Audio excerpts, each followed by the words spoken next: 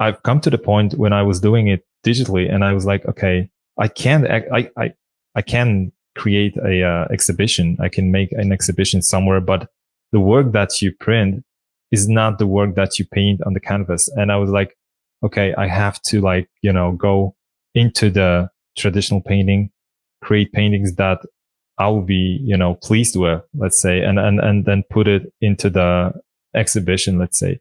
And that was like, okay, this is super natural feeling for me. Okay, this is something that is really a goal for me. But it's not stressing me out. It's like supernatural feeling. That's why I'm just pursuing that. Welcome to the Learn Squared podcast, and I'm delighted to introduce today's guest, Greg Rutkowski, a renowned illustrator and concept artist who has worked for some of the biggest clients around. Greg is famous for achieving a traditional look with his digital paintings, and he brings his very knowledge to his Learn Squared course, Paint Like the Masters. In this episode, Greg drops some amazing wisdom that we all should take note of, or at least pay more attention to. From the love of art and using it to earn a living, to handling the pressures of life and finding the balance when things begin to fall apart, and of course, all that went into Greg's course. This episode has it all. Enjoy.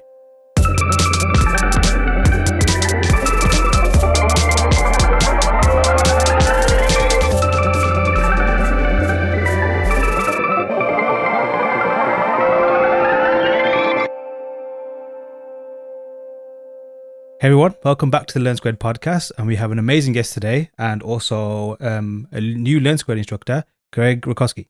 Welcome, Greg. Hey man. How's it going? Awesome. Awesome to have you on for a number of reasons. Firstly, love your work. I think you're an amazing artist, probably one of the legends that are out there right now.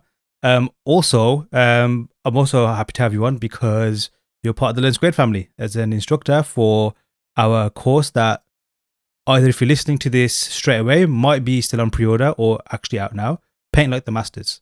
So for anybody who may not be familiar with you, which might be a few people, but nevertheless, there's always, someone who may just be coming to this quite brand new. How would you describe yourself to the world? I'm an illustrator, concept artist, working in the industry for about past 12 years, maybe. And just doing, art as as much and as best as I can. Is art like something like, when did that become a calling for you, I guess?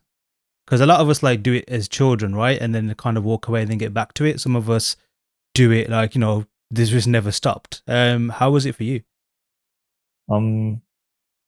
I've started, when it comes to the painting in itself, I started when I was, I was little. I started doing some, plasticine sculptures and simple drawings and stuff like that. And it was evolving with me. When I was growing, it grows inside me. There was a passion. Back then it was so natural for me to just, draw and paint. It was I was escaping every problems that I had back then into the, drawing, because it was so natural for me. And I was actually progressing over the years, without noticing, this, because I was it was super normal for me. But I've come to the point at I'm not sure, at 12, 13, that I've realized that, it would be awesome to work more on the, on the silhouettes, on anatomy, on more advanced topics. So I was digging different, different sources, books and history of art and things like that. And I realized that it was something more than just, doodling, and escaping from problems. It was more like a passion, serious passion. And, I was back then when I was 12 or 13, I was starting to, working more with acrylics, with oils. It was super early for me, but, at this age, I was, ready to try out something new. And yeah, so I can't remember exact moment where I started to, treat it as a, as a profession, let's say, because like professionally, I started to work, to do digital stuff when I was like, 19 or 20, something around this. But the approach to the painting was much earlier, like the professional, let's say, the professional approach, like, treating the painting with all the rules, trying to be as best as it's possible, as good as it's possible, basically, because at some point people like to divide the career as a, professional and non-professional. Non-professional is just a fun, and professional is just like, it's not working like from day one to day two, you're like professional. It comes with this transition over the years, and it's really hard to point one like stage or time where you actually started to treat it as a profession. And yeah, so I was just drawing, doodling, painting for the most of my life. Nice. So I mean, that's awesome to hear, because it's nice to hear that it was like a natural, kind of like a natural growth for you, natural progression. And from like plasticines up to digital and everything in between, you've kind of done it all. And it's awesome to hear as well that the kind of like the fire that was, fueling all of this, just was always there and kind of got stronger and stronger. You mentioned earlier that it was kind of like partly initially an escape before it became something that you kind of studied before. Like, was like art always kind of like something that you kind of escaped into generally? And even like not just creating, is that like even as a consumer of art, like how are you as someone who consumes art? Is it the same as when you create, or does that kind of like tap into a different like aspect of your, I guess, art brain, or just your mind in general? I mean, I can say that from my perspective, the whole approach to the art is more like a lifestyle.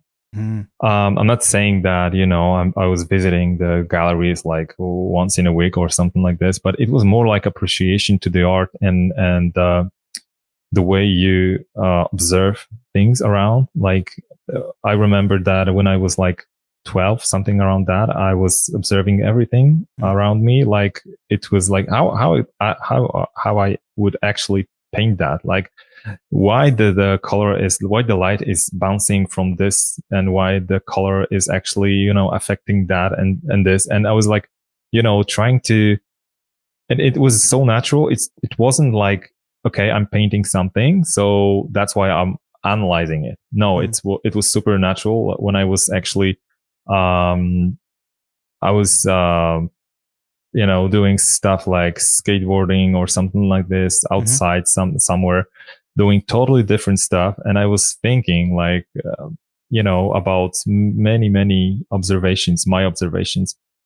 And it's I think it's connected to the personality, to the because you're born that way, and that's why the need or escaping to the drawing or painting is the thing for that types of personalities. Like the talent, let's say, people like to say that someone you have a talent. It's obviously a lot of work that you have to put into the into your art career, let's say, but it's not the talent, in my opinion. It's more like the mix of the qualities, like the personality, like the experience that you had, the the passion that you have inside. It's not like it's the skill or the abilities that you have or you gain throughout the years. It's more like side effect of your personality, because you're doing it like without any thinking about your career. Like I was doing for most of the part of painting or drawing. I wasn't thinking like I can earn something, it was like a pure passion, but I wasn't treating it as a passion because I was doing different things along the way. Like playing guitar, like, riding skateboard, or, doing different stuff. Yeah. But there was like painting or drawing was the thing that was my main thing. And I was aware of that, but I wasn't treating it as my life goal. Like I was actually seeing myself, doing bigger paintings somewhere, someplace in, I don't know, in some galleries maybe. But I wasn't thinking about, there was no factor that forced me to, like, do that because it's actually profitable, know. Yes. So it's a mix of lifestyle, of your personality, of the, inner goals. Yeah. It's hard to tell. Like no. You explained it yeah. clearly, for sure. It's like, I guess it's your being, right? It's like, yeah. It's exactly, if you cut yourself, hopefully not literally, but if you cut yourself in half, you'd always inside you just see that. Yeah. All of those things you mentioned, that passion, that drive, that need to create, even the just wanted to create. Like if there was a kind of like a substance that was considered someone who's creative and artistic, that would be just that's what would be inside, right? Yeah. I mean, it's we can actually compare it to the, let's say you can, I don't know, listen to the music, like pop music, rock music, punk music, anything. And it's cool because you're like, it might be like your subculture that you're actually currently in. But then at the same time, you're listening like Mozart or Tchaikovsky or Debussy. And then there comes like the appreciation to the art. Like, many people don't appreciate like classical music. It's just, oh, you're listening classical music. It's cool, but it's not my type of music. Yeah. But it's something inside. Like, the same thing goes for the paintings. Like, okay, cool. There's a painting like that is really famous right now, but there are many other paintings that you actually can appreciate by that, because you can point out the qualities. Like you can point out the composition. That is something that, the place of some element in that painting is perfect. Like, the same goes with the color, lighting.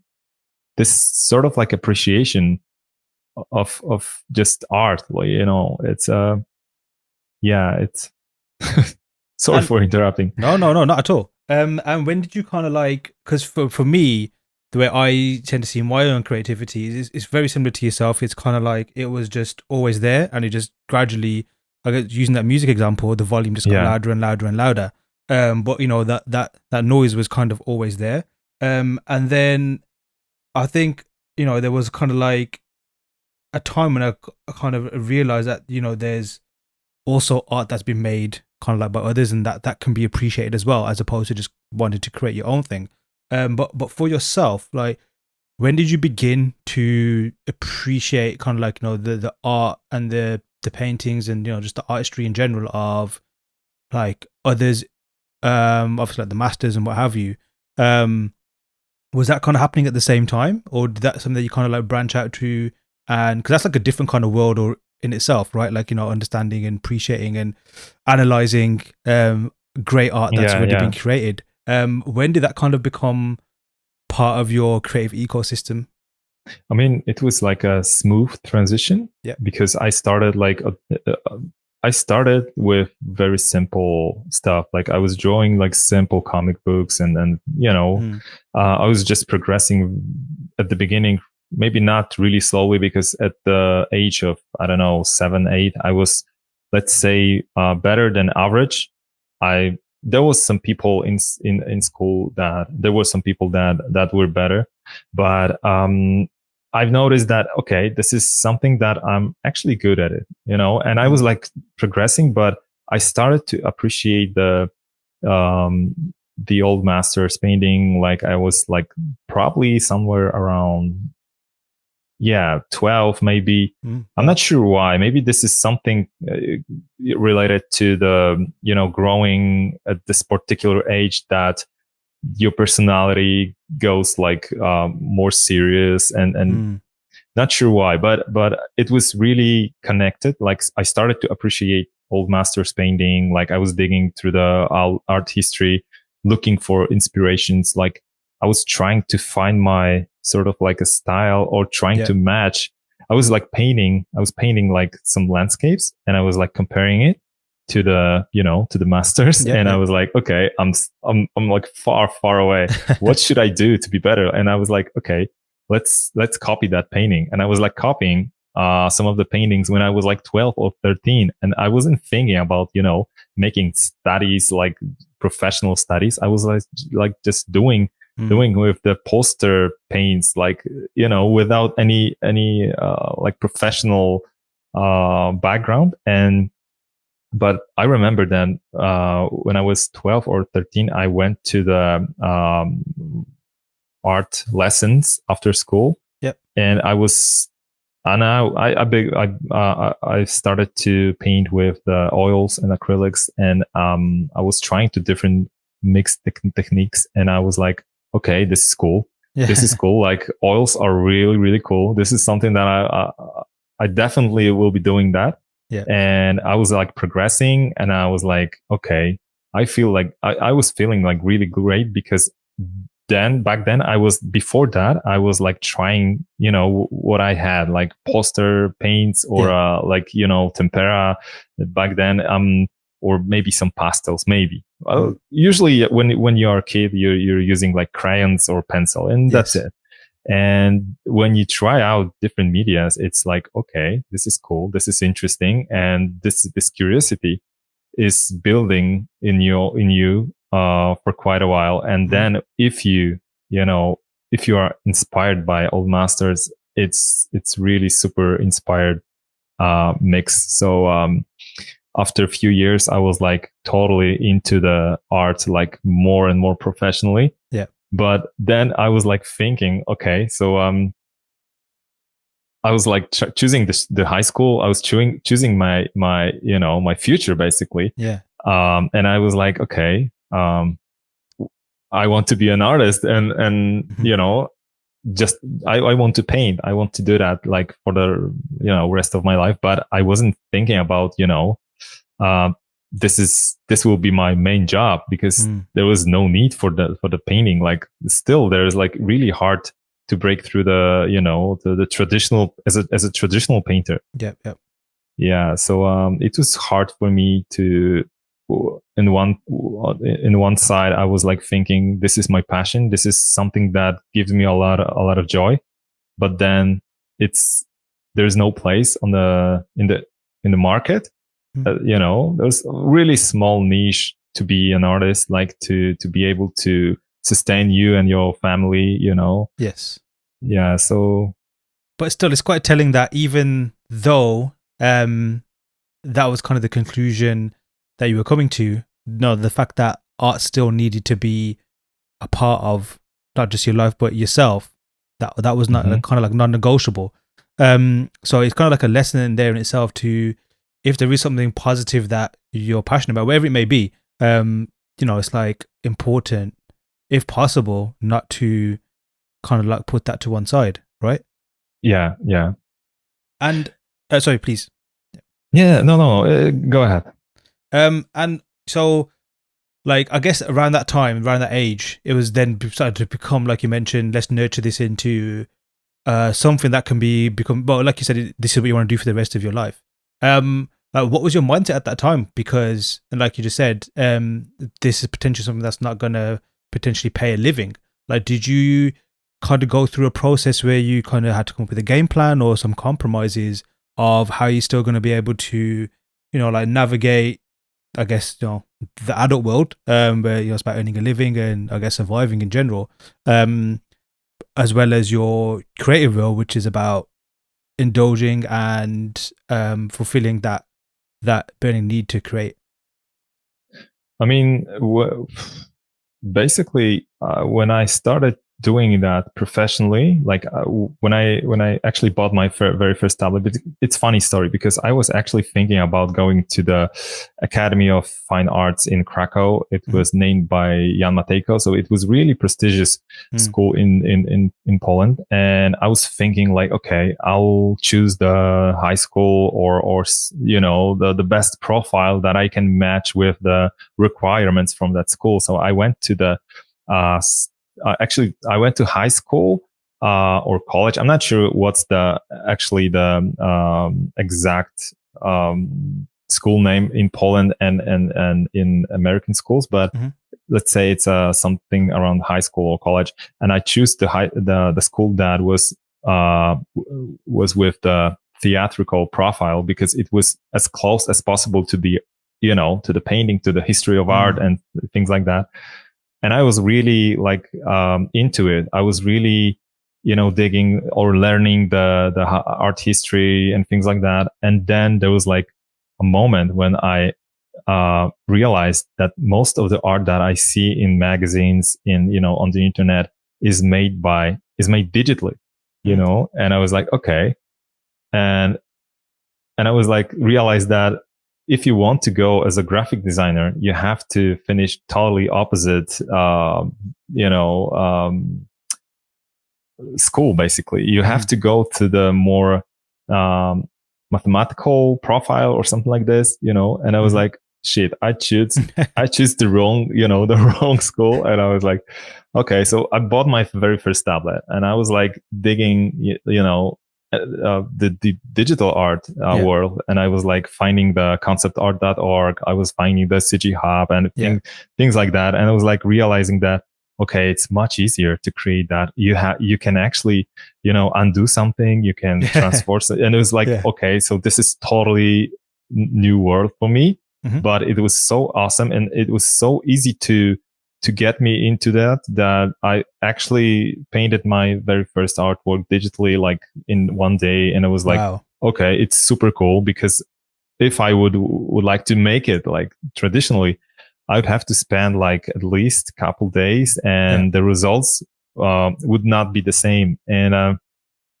I started like I transitioned myself like to the digital art like in few seconds. Like, wow, I forgot about painting traditionally, because for me it was pretty much the same. The medium was different, and sorry, I'm talking off topic like for past 2 minutes, but okay. I was trying to like keep my thought and elaborate it. So I was like doing that for quite a while, and I forgot about the traditional medias, but still like keeping all the like rules, like composition, value, and I was like learning that at the same level as I would do in traditional media.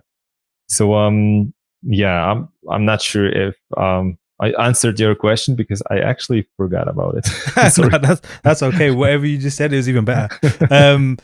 So like that's interesting to hear that the jump from traditional to digital was, I guess, effortless, would you say, for yourself? Yeah.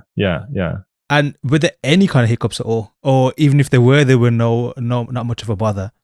I mean, there was like one thing that was really bothering me. I bought my very first tablet. It was pretty much like the flat tablet without screen. So whenever I draw the diagonal line, it was different angle than you see on the vertical screen. This is something that I actually had to get used to for a year probably. It was so hard for me.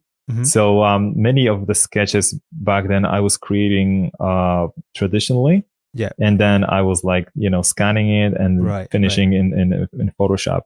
But then there was like just one thing that was bothering me for quite a while, but I got used to it, and I went really smoothly to the next years, and that was like one thing probably. But I guess like the reason perhaps for that then is because you had already established a very strong understanding of the fundamentals and what goes into a painting prior, right? Yeah, probably. Yeah, that might be it. So, like, I guess you can. I'm sure you'd agree that if perhaps you were jumping into digital painting while still figuring out, like the fundamentals of painting, then perhaps those kind of things would have still been the main core struggle, right? As opposed to just like you said, it's just a medium. It's just a medium change. Yeah. But the theory never changed. Yeah, it's a medium. It's the same with the watercolor. Like when you paint watercolor, it's like different sort of like a workflow. You have to prepare the paper. You have to like leave the marks with the white paper because you won't cover it with as easy as in oils or acrylics. Every medium has different like qualities, different advantages and disadvantages, and the same goes with the digital medium. Like for me, the reason that I slowly switching to the traditional medias is the fact that you're left with nothing. You have like digital file, and you don't have this sort of like a the relation between you and the canvas and the smell of the paint. Right. At some point, I'm not like saying that I won't do digital, because it's still like really good way to paint like for a client or for purposes like animation or anything like that. But sometimes it's really like with the balance, like it's really good way to balance the traditional and digital media. It's like I read somewhere that writing on a computer isn't working like writing on a piece of paper for your mind. Like it's writing on a piece of paper is much better for your mind, for your brain, basically. And the same goes with the painting. It's more, I like to say that painting on the canvas is more like a meditation. Yeah. I felt that way when I started doing my first Magic the Gathering pieces traditionally. It was so relief for me, like, stepping from the computer and then go just for canvas and painting like without any, distraction, without any lag on the computer, on the saving the file. It's totally different mindset. You have to keep in mind that there is no undo, there is no Control Z, and you have to think about your next steps. But it's so cool for your brain. Really, it's a perfect like it's a stress relief, but it's a really good way to balance your career, let's say, and treat it really healthy. That's a very profound thing to hear, and it's awesome to hear as well. And I guess like just listening to your story, it makes complete sense, because that's almost like where your kind of passions were forged, right? Like traditionally. So it's kind of like going back to your roots, so to speak. But nevertheless, like from my own personal experience, my specialty is more like in still digital concept art, but more like vehicles. And when I was at uni, there was no digital sketching. It was all pen and paper and sketchbooks and all that kind of stuff. And I still prefer to that. There's nothing beats drawing, despite the undos and the little tricks you can, the speed, like kind of things that really help with speed on like digitally, like on a tablet or on a PC or whatever. Still sketching, just raw paper and ink and all that kind of stuff. It's just still the best feeling in my personal point of view. So I can definitely relate to you on that.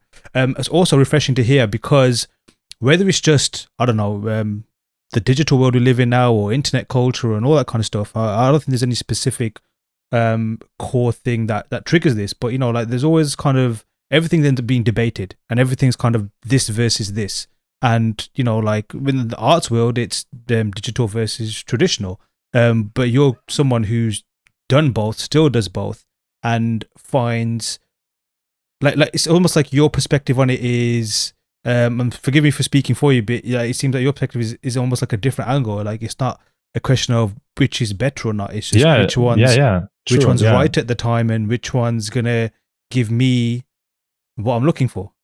Yeah, exactly. That's it's not like this is good, this is bad. It's more like the tool that you need at the current moment. Like like I mentioned before, if you do something for the animation purposes or the game, like or website or anything, it will be much better to do it digitally, despite the all the factors that you have to like keep the oily look, traditionally look. It's just more like using tools, but in a different way. But it's not like, okay, I'm doing it traditionally or just only digitally.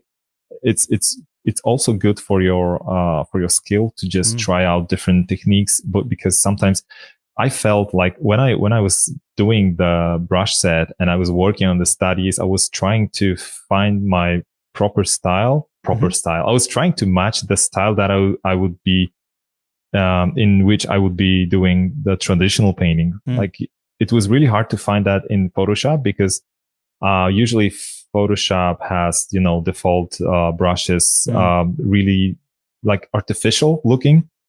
And for me, it was like a struggle to get the proper effect because there was always like, this artificial digital brushes somewhere around the places that are not really finished. And I was like, okay, this bothers me a lot. So I started to, doing my own brushes. And what's funny, those brushes were the brushes that I would use in normal life, or the style that I was trying to find in digital art was there in traditional. It was so super like easy to just paint it traditionally in this style, but it's just super hard to find a way to do it digitally. It's funny because mostly it's much easier to create anything in digital, in Photoshop. You can always use photos, but when it comes to the traditional look, let's say, it was a struggle for me. Right now it's much easier because I know actually how to do it. Like, because I was comparing to the oil paintings. I was trying to find it wasn't like really my goal to match somewhere in the industry. It was more like a finding my style, because once I actually come up with this brush set, doing like studies or quick paintings was super easy for me. It was like, okay, I just, leave this area like really, in a painterly style with just 2 or 3 brush strokes. And it still looks good because the brush stroke in itself looks like a paint, But when you try to do that with the artificial brush, like this, artificial looking brush, like just round brush, like it's hard with harsh lines, hard edges. You won't do that like as simple as with this brush. So it's the matter of number of strokes, brush strokes, that it's really similar to the traditional paint, because in traditional paint you have the bigger brush. You leave like maybe 3 or 4 strokes. And it looks good. It looks like cool with the thicker paint. But it's really hard to simulate that in Photoshop using like simple round brush. And so I mean, how long did that take to nurture and develop those tools? Because that seems like almost like a task and a project within itself. It's cool to hear you kind of like geek out on like strokes and like different types of brushes and what the effect they give, and trying to recreate that digitally, because you can imagine some people just find that super frustrating, but it seems like that was something that was super important for you to achieve, and you just dedicated the time to get that tool that you wanted. So what was that particular kind of, I guess, mini journey, you could say? What was that like, trying to develop the tools that you prefer into digital? It's also a funny story, because from time to time I was like, back then I was like, before commission or after the job, I was like just playing around with the brushes, with the Photoshop, trying different like tools or anything. And I was like, okay, everybody like do some sketches before studies, before or after job, it's like, and I'm just, doing some doodles in Photoshop, trying different brushes, like sampling some texture from or looking for some paint texture in photo in the Google, and trying to replicate it in Photoshop with mixing with different brush. And I was like, okay, this is pointless. Like, why I'm wasting my time doing that? And I was like, it was so strong. Like, I don't know. I was trying to, and there was no like higher goal in this. I Right. wasn't thinking even about making a brush pack. I was like, just come up with some solutions. I was like creating the pattern from the from the from the painting. Like I dig from like, there was like one example. I found a really high quality painting which was covered mostly by the sky, and I just throw it into the Photoshop. I was like desaturate it, make the contrast higher, and just created like the seamless like texture from this. And after a while, I was like trying it with the different brushes, and I was like adding more trying the color dynamics in the brush, and I was like, okay, this brush looks pretty similar in feeling, like in painting. It was seem like you would actually paint with the paint, because the color dynamics, the brush, the texture, the pattern was really close to the paint. And I was like, okay, this feels nice. And I was like, okay, let's try different one. And those just for me, because I wasn't thinking that client even wants that, in the future, because most of the clients I was working back then, they wanted to have like really high quality, polished to the max illustrations. And I was like, okay, but I'll start doing that studies for myself. And I started to post it, and I was like, okay, some clients started to like contact with me about the style, this particular style. And I was like, okay, this is weird. And I was like doing that because it was so enjoyable for me. Paint, just the process of painting. And I was like, okay, I think I found my style finally, after like, I don't know, 6 years of painting in Photoshop. I was like constantly struggling with, okay, this effect is not really my thing, but client accepted. So, okay. And I was like doing the commission after commission, and with this, artificial look. And once I come up with this brush set, I was like, okay, this is it.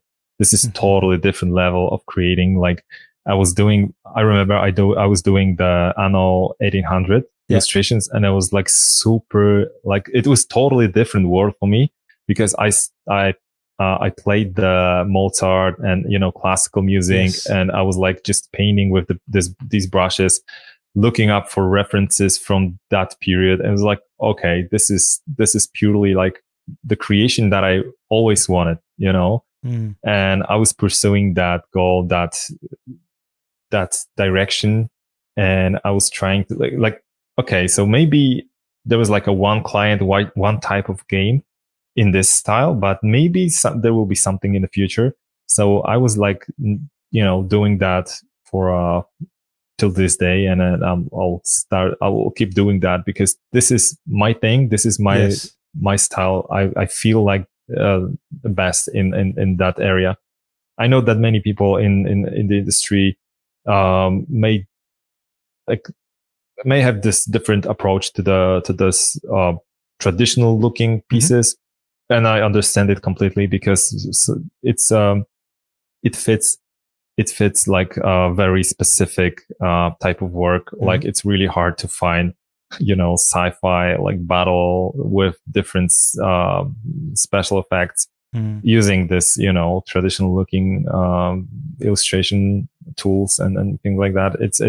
It doesn't fit that well as the illustrations from, let's say, fantasy genre, because most of the fantasy are actually, placed somewhere in the mid ages, so it kind of like fits.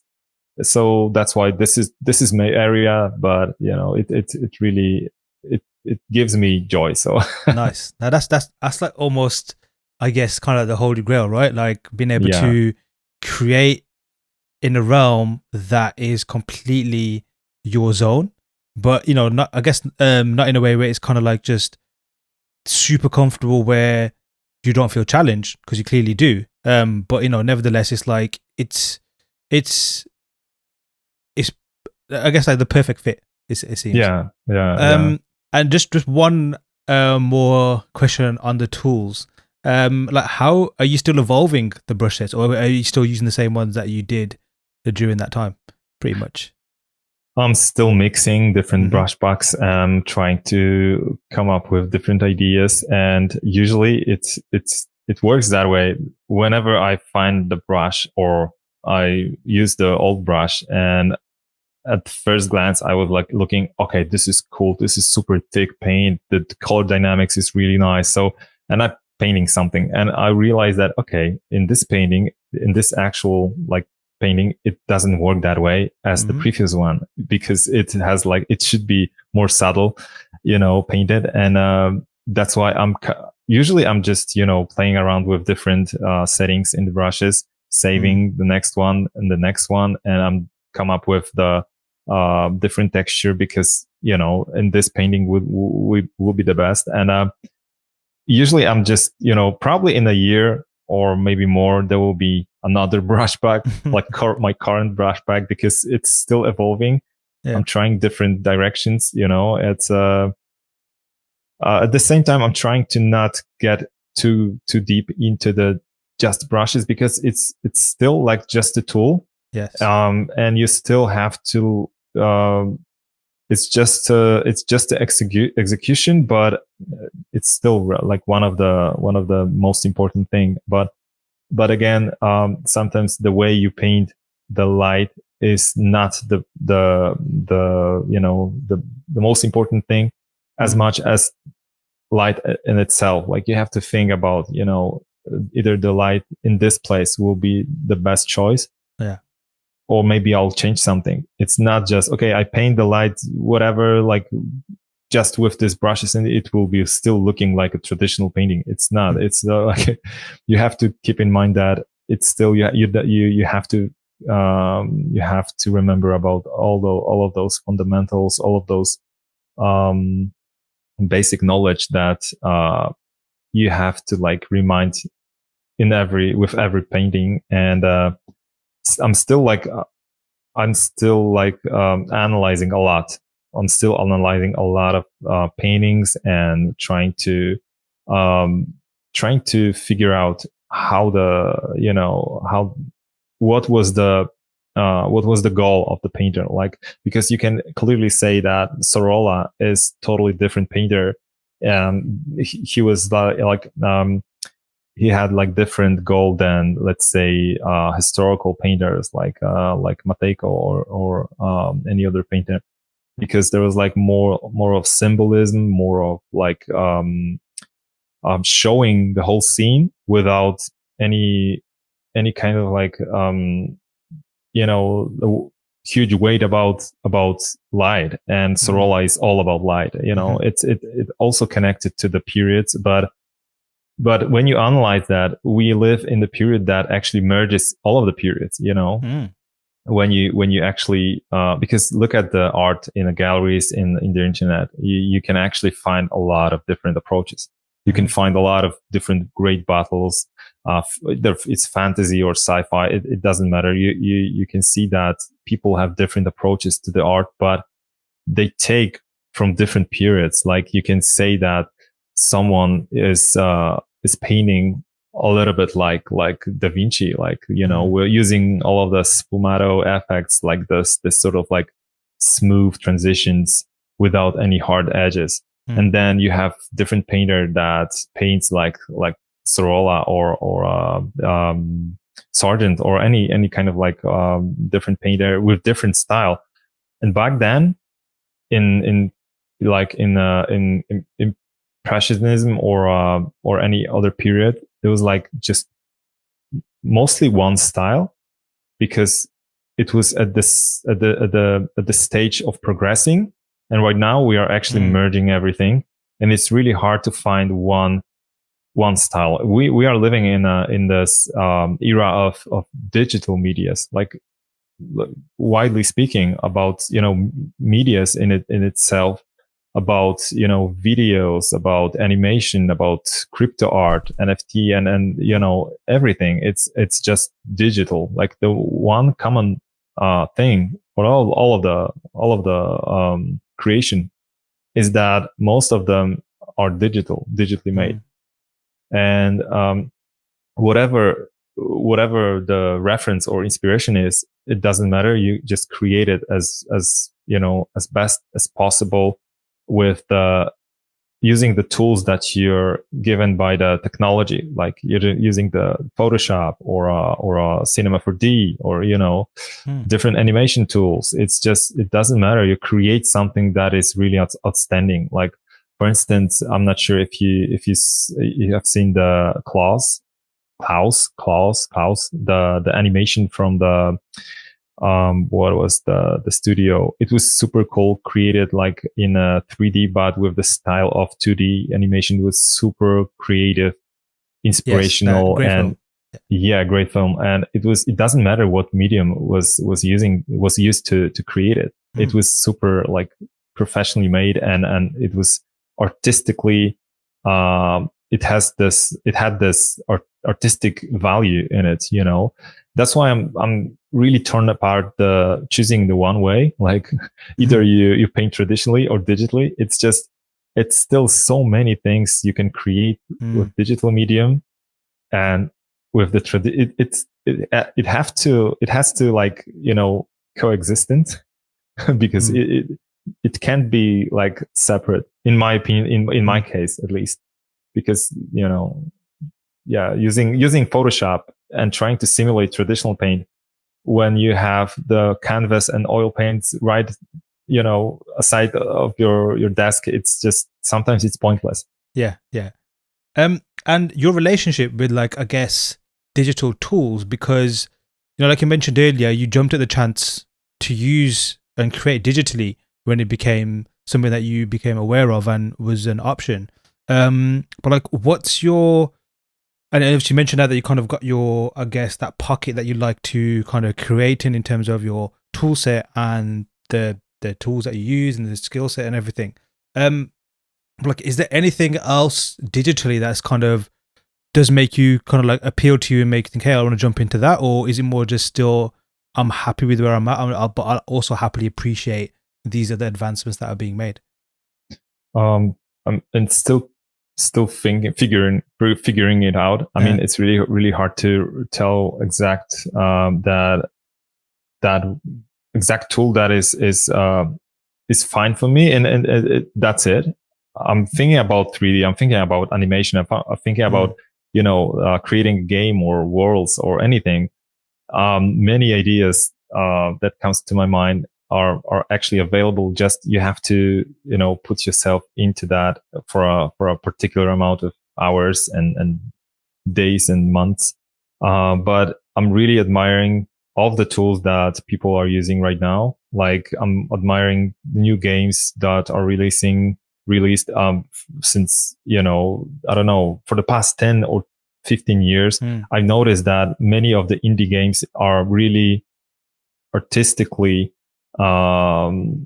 appreciated by other people. Like, back then, like in 2000 something, there was like mostly like there was like game industry and that's it. Like, games should sell and that's it.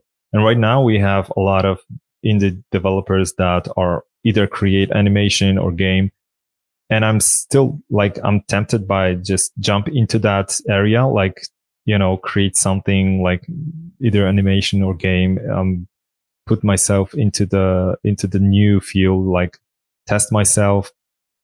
But I don't know, it's really hard to like choose one path. I mean, I think that I'm still thinking like maybe what I'm doing right now is the best option, just to paint whatever I want or the ideas that I have in the best possible way in my style. Because at the end we judge everything by the you can recognize the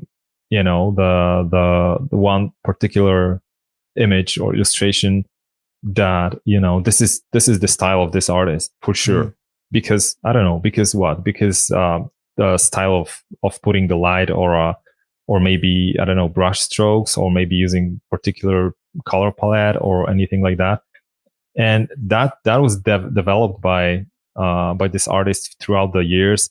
And sometimes I'm thinking like, okay, there's like a lot of different fields that I could jump in, but then again, I'm thinking like, okay, maybe instead of jumping in something new, maybe I'll try to like master the one thing, like really go into the nuances, like the nuances that I was always curious about.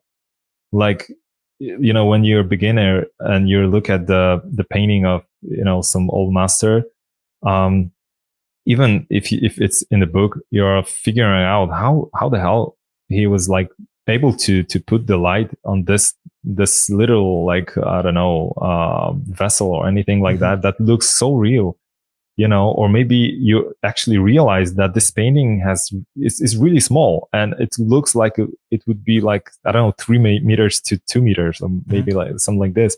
And you appreciate the craft, the execution. And you won't get that execution, you won't get that skill with jumping slightly to, I don't know, maybe 3D, maybe this time animation, maybe next year I'll go to the creating a game or anything like that. It's cool, it's really tempting, but sometimes you have to like focus on one thing and try to be as good as possible in that. And like focus is something that's really, that's like another kind of, I don't know if it's a trait or a skill set or just like a kind of maybe an energy, which is one thing that's also kind of like hard to master for some, because it's fleeting for some. For some, it's super, like it's always there and they can just tap into it. But like for yourself, how did you, or how were you able to tell yourself to focus that, okay, this is the way I'm going, and this is the way what I'm going to stick with? Because temptation is also another kind of force that's can be very powerful and potentially derail you as well sometimes. Especially if you kind of like say switch gears, but you don't give the same attention or not know how to give the same attention to that particular skill set. So therefore the results are not as great compared to what you were doing prior to that. But like the decisions that you've made now, that clearly requires like, a strong, like to be resolute and strong focus. Like, was that tough for you? Was that something that you just did the thought process, came to the conclusion, and think, okay, this is the way we're going to go? And is that ever a battle for you to focus, or is that something that kind of you have a strong relationship with, I guess, in terms of your mind, just to be able to kind of reel things in and be able to just do the things that you set yourself to do? I mean, at this point, I tend to not force myself to anything. Like this, I'm trying to like think about the future. I'm thinking like, okay, so in next 10 or 12 or 15 years, what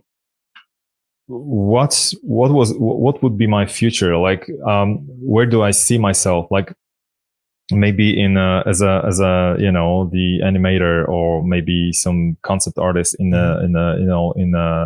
Hollywood movies, or maybe as a creator of indie games, or maybe as an artist that exhibit his work somewhere. It's more like, okay, and when you think about those ideas, there's like an inner feeling that, okay, this, I'm not feeling good in this. I'm not feeling like, okay, if I choose this path, I'll end up with, the I don't know, with the, let's say, different people. I will work with different people on the game. And this is something that I see myself in. I mean, and when you think about it, you got these feelings that, yeah, this is not my field. And I was thinking about my works, and I was like, okay, so the best feeling that I get from this visualization of future is when I put my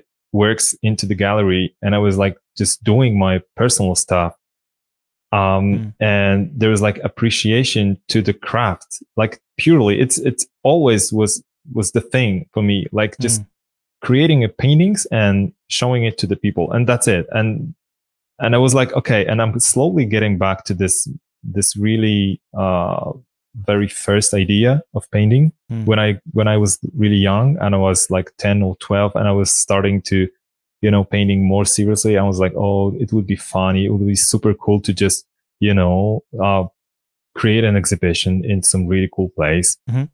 Paint some, series of paintings, like bigger canvases with my ideas, with my execution, would be cool. And throughout the years, I was like looking up for different goals. I was looking up for I was thinking about creating a movie. I was like really into the filmmaking. I was like, there was like a lot of different things. I was creating my own game. I was like trying the animation. I was like trying 3D, not just using 3D in painting, but strictly like 3D.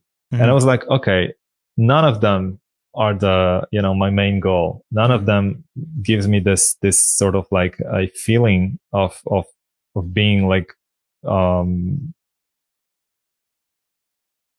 fulfill of the goal of your destiny. Maybe not destiny, but the direction that you're actually taking. And that's why I'm thinking like, right now I'm feeling no stress about the direction that I'm taking. It's like, okay, I'm just pursuing my pure goal of that I was like actually thinking when I was starting out, like just doing really good paintings.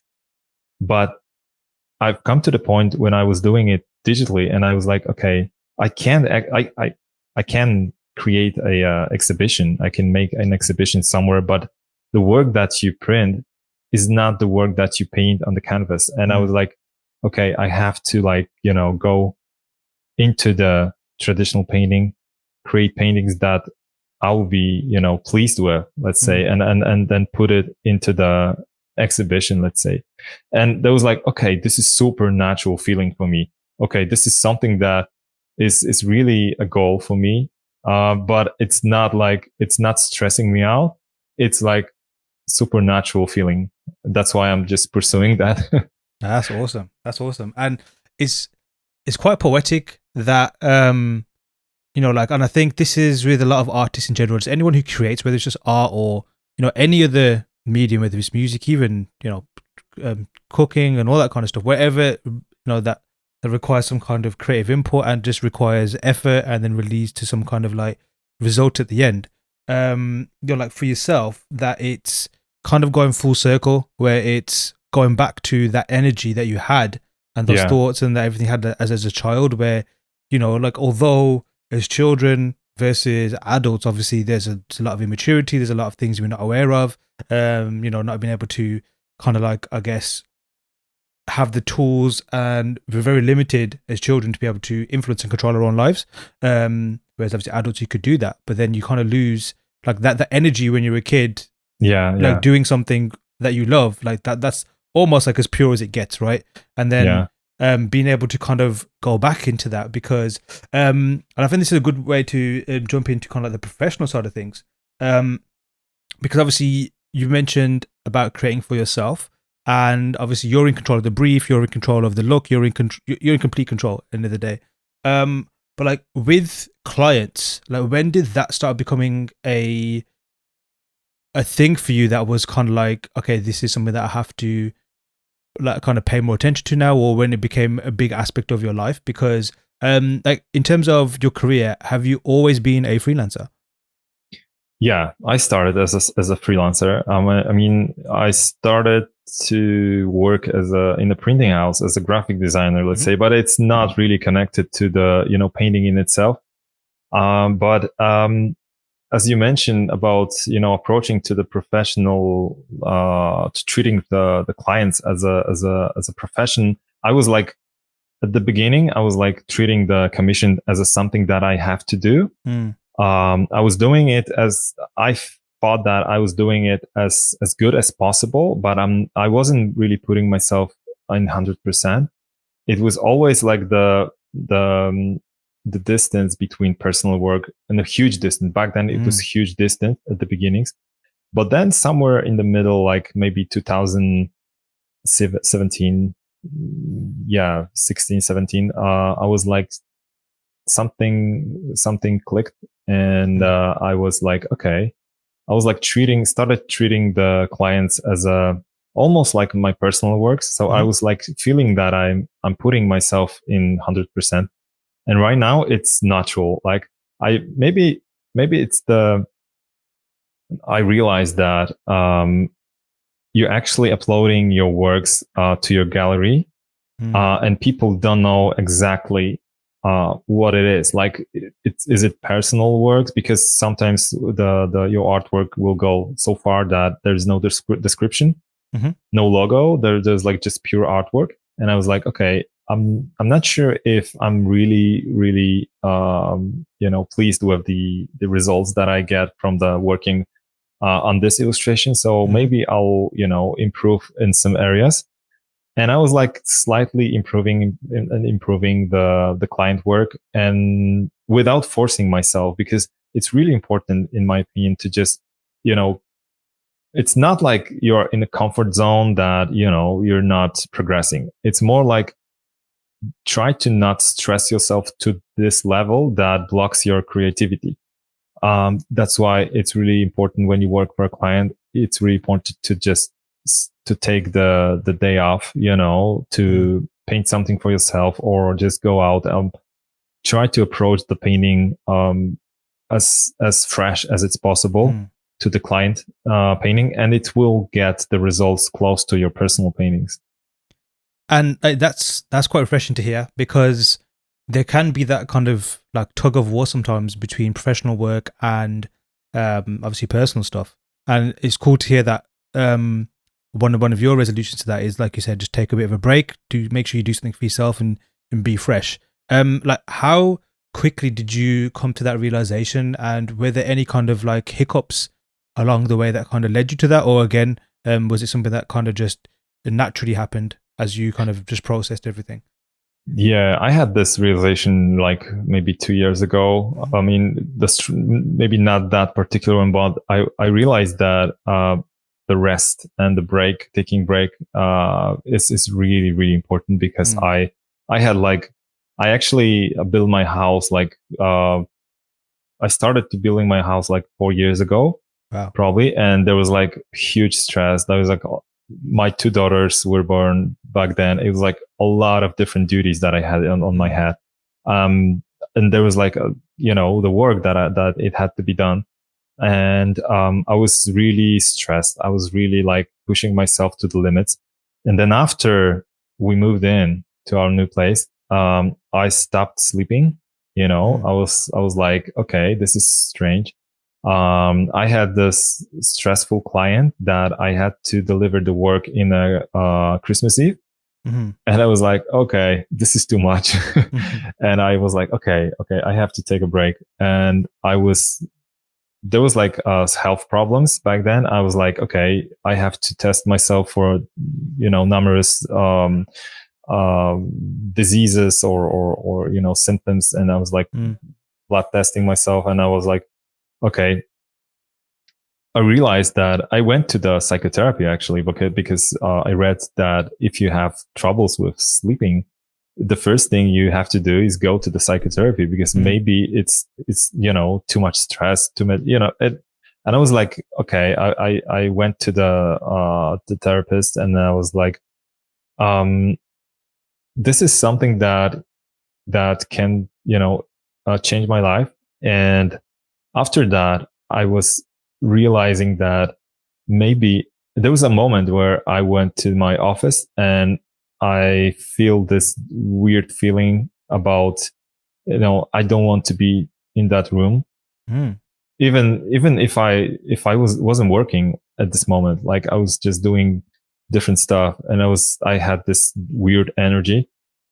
And after this psychotherapy, I was realizing that after about many other things, like, okay, I was working, that was my passion, but it became my sort of like a duty, really strong duty that had to be done. And it became constant stress, because I didn't balance it properly with the rest. And I started doing like bigger pauses between work. I was like decreasing a little bit hours of working because back then I was working like the whole day with smaller pauses. But then I was like, okay, let's work from the morning to the midday, and then take a break, do something outside, and it helped me a lot. This balance is really, really crucial because most of the people, especially aspiring artists, are really into getting as fast as possible to the industry, being as good as possible, and they forget about the rest. They forget about the nature, the sleep, and it's crucial. It's crucial because sometimes you do the best progress when you're well rested. It's just when sometimes it's cool when you take a month break. People worry about the clients, about the commissions. Okay, I'm not taking commissions. It's crazy. My account is smaller and smaller when it comes to the money, and it's just and it's stressing them out.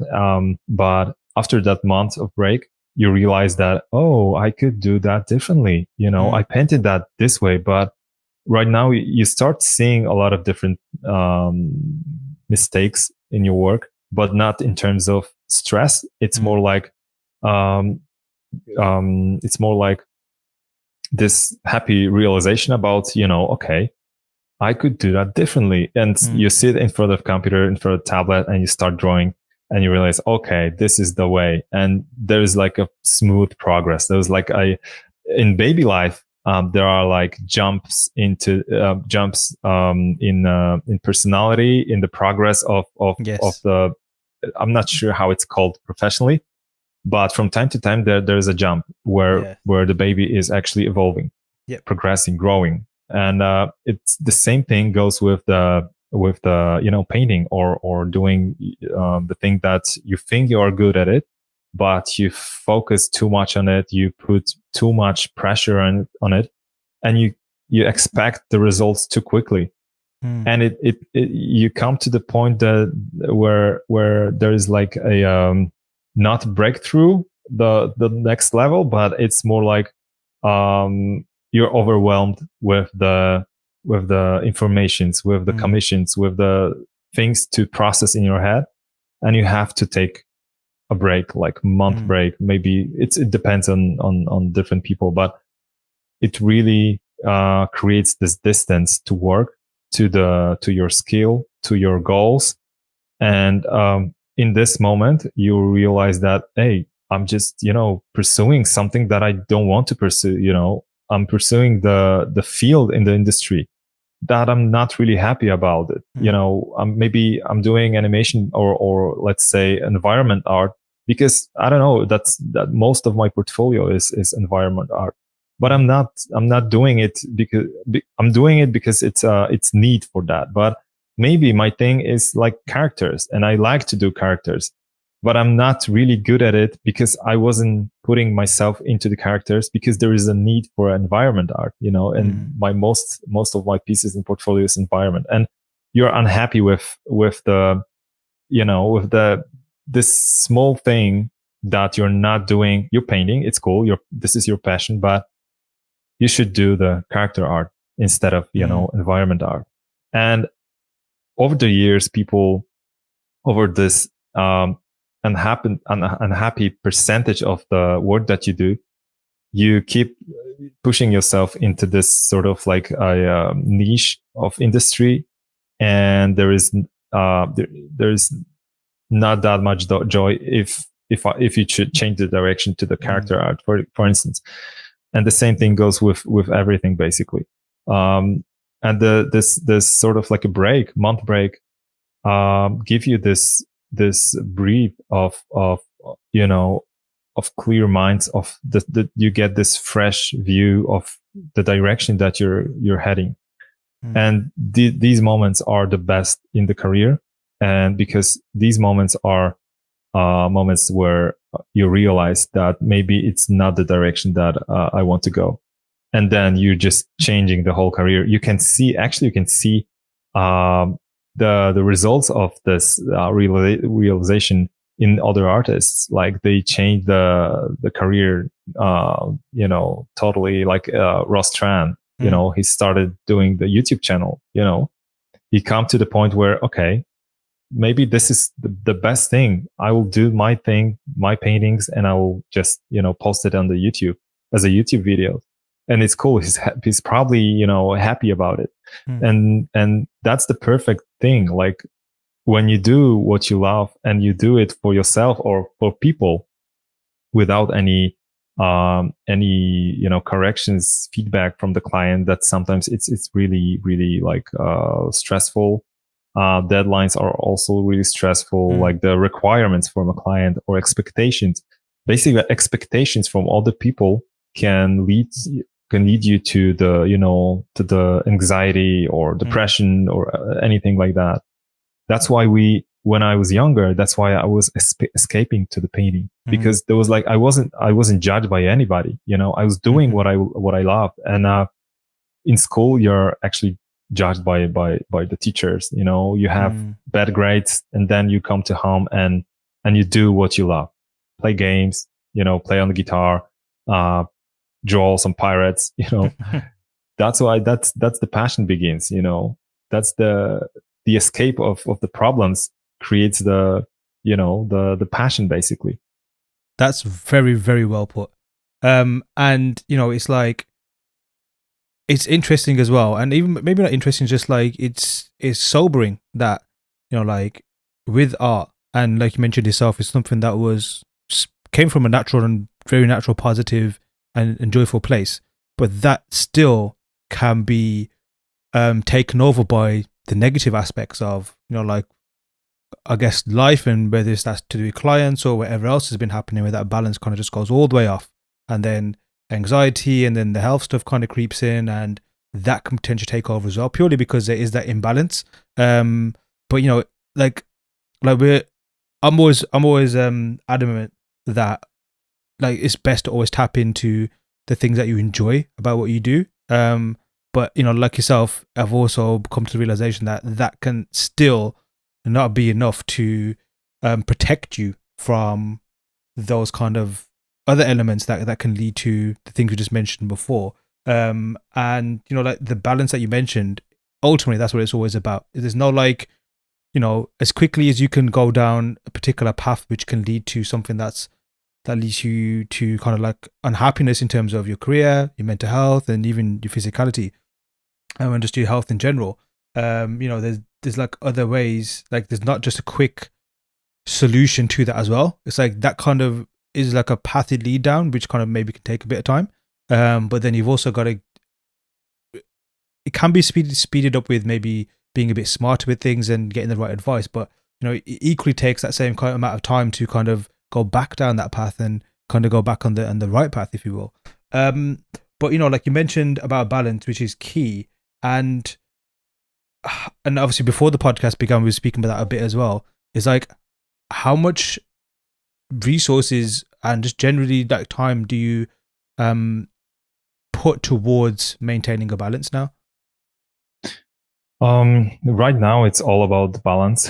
After the psychotherapy, let's say, I come to the different thoughts, and right now I'm putting the painting as a really important part of my life, but there is like a family, there is like a lot of different things that are really important, and sometimes there's like a you should appreciate everything that is around you, and not focusing too much on one thing, because when the one thing collapse or something bad happens, you just you're broken. Like it's really hard to get up from the from the one piece. You have to have something additionally. Like maybe when you paint, it's really cool. That's why I was like skateboarding back then, because sometimes when I was like bad day because I wasn't really pleased by my results about painting the characters or anything like that, I was going outside. I was just riding my skateboard, doing some tricks and stuff, and after a while I was like, okay, I was focusing on different thing. Like it's called mindfulness, where you focus on the present, on the thing that you're actually doing right now. And you have to be like, maybe not focused. It's more like aware of the things that are around you in the current moment. You live with the now, not past, not future. You live now. That's why in my opinion, it regenerates your mind and brain and approach really quickly. But that's not, the solution. But I realized after the psychotherapy, I mean, I had these thoughts before, but it was something that I realized after the therapy, that when you listen about some devices, coming from the mouth of different, artists or celebrities or actors, and it's a cliche, like it's super obvious, like what the hell, dude? It's super obvious, like, nothing really new. But then in some point in your life, you come up to the same, thought, the exact same thought, but you think about it, you see it totally differently, like, because you at the exact point. That's why the balance is really important, but also moment to think about, your career, other things. Maybe you're just focusing too much on the career. Maybe sometimes when we want too much to reach the goal is getting, faster away from our horizon. It's just when you do some additionally, when you ride a bike or just go swimming or go hiking and you go back, the goal is much closer because you take some rest, you see other things, you realize, you come to the point, some points that bringing you closer to the goal, it's I'm trying to like explain it like I see it, but it's sometimes really hard to put into words. Because I feel like I'm stuck with the balance too much. It's more like these my thoughts about, the career goal or other things are usually when I don't work, when I go outside, when I go to the walk for walk or go for a bike or ride my bike or anything. And then I think about, life, about my family, about everything. And it's like stepping from the canvas and looking at the whole, like, and the taking perspective. Because when you paint really close to the canvas, you're focusing on the little detail, and sometimes you're putting too much attention to that detail. And when you step back and you see the whole painting, it's like, okay, I do it wrong because the hand is totally off. And that's why in life it's also really important to just step back,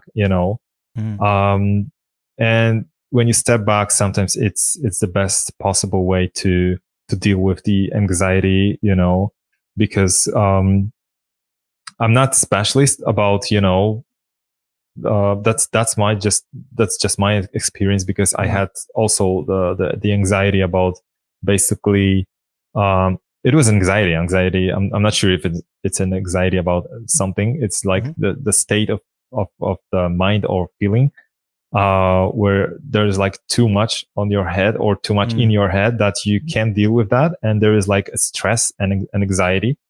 And I was like, at this moment, you don't feel like you actually can deal with that by your own. And you have to seek for help just to hear like really obvious words. Like it was so obvious that, in my case, like I had this, insomnia, let's say, because I wasn't sleeping for a few months. Probably I was like, okay, I slept for an hour or two, and then the next day I was, sleeping for 10, and it was like, okay, and another day the same. And my therapist told me that whenever you can't sleep, stand up, change your clothes to your daily clothes, and start ironing clothes. And I was like, what the hell? Why am I supposed to ironing clothes in the middle of the night, you know? And she was like, okay, just do that. And I was like, okay. And I started ironing the clothes. And I was like, okay. One day I was like, ironing for I don't know, 15 minutes. Then 30 minutes was the top. And after a few days, I was like tired. I don't want to get up to iron, stuff. And I was like, okay, I'm going to sleep. And I was like, Yeah. and it worked, like, because there was like a solution for a particular time, for that period of time. Like, okay, that's the solution, because I was like, I had this problem with one thing, and I needed that person to tell me that. It was super obvious. Like, anyone can tell you that. Just focus on something else, like maybe do something else, and try to not think to sleep. Like, I have to sleep. I have to sleep. And as much as you think about it, it won't allow you to sleep, to fall asleep. And the same thing goes with the career, with the life. Sometimes we have this really unreachable goals or troubles, obstacles that we feel that we can't cross, actually. Yeah. And there's some advices coming in, like, do that or do this, and it's super obvious, but we have to realize that after a while, when you go back to that thought or that advice, it's the perfect advice, but you have to wait to realize that. And it's interesting as well, because that's something that you had done in the past as well. It's like you mentioned, is skateboarding. That was kind of like your ironing back then. But like you mentioned, when you do get those kind of like pressures or those goals that we have, or those responsibilities, even like I mean, speaking from my personal experience, it's just more a case of ensuring that I'm able to deliver what I need to deliver for whatever it may be, whether it's family related or career related or etc. Yeah. But then it's only human, but it's not surprising. But at the same time, it's almost natural that you can forget those kind of, even the tools and the solutions that you already had discovered, just because those particular targets become so either important that they become overwhelming, and then they kind of consume what we do. Like I've had similar issues with sleep, and I've also noticed that when it comes to, like, say, deadlines or handing stuff in to clients, that's almost the same time when I don't really get good sleep that night, because of there's that uncertainty of whether did I deliver something that was worthy of what I was asked to do or not, and then that kind of does mess my sleep up.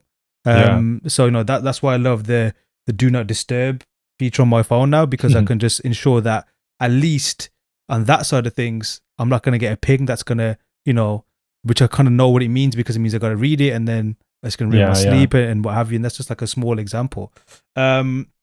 But then another thing you mentioned as well, like obviously you're a parent, I'm a parent, and those are kind of things I'm sure that you do with your children as well. Like those little tasks, if they're reluctant to do something, or you're trying to convince them to do something, that you employ these little, I guess, tactics to kind of show them a different way to get them to do kind of what you want them to do, that is kind of good for them in a way. And it's also interesting that like even these tools that we use on children are still, those I guess the essence of what's inside those not so much tricks, but those kind of tools and parenting techniques that we use are equally applicable to us as grown-ups even. But one cool thing I like you mentioned as well is you mentioned about taking walks and just separating yourself from the canvas, which after watching the course is almost like, because you mentioned that in there as well, like before you begin a painting, put a music on that kind of would put you in the mindset of what you want to paint, or like you mentioned, go for a walk and what have you.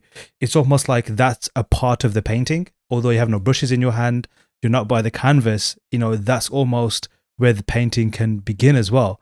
And just the course itself, I mean, like, I'm looking forward to seeing what people make from that. And just from my perspective in general, is like from traditional painting, I love looking at it. I love going to the art galleries whenever I can get a chance to go, or what I can see online. Even let's say from a young age, where it's just about seeing these magnificent paintings in real life.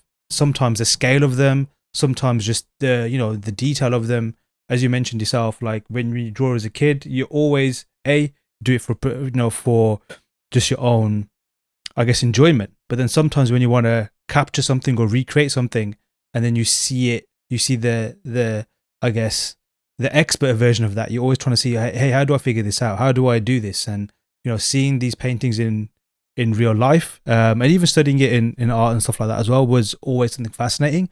But nevertheless, I always found working in traditionally, and even trying to create something traditionally was always something that I was intimidated by. And to the point where I was like, okay, let's just focus on doing, like the vehicles and all, all the, the imaginary stuff, because that's from an imagination.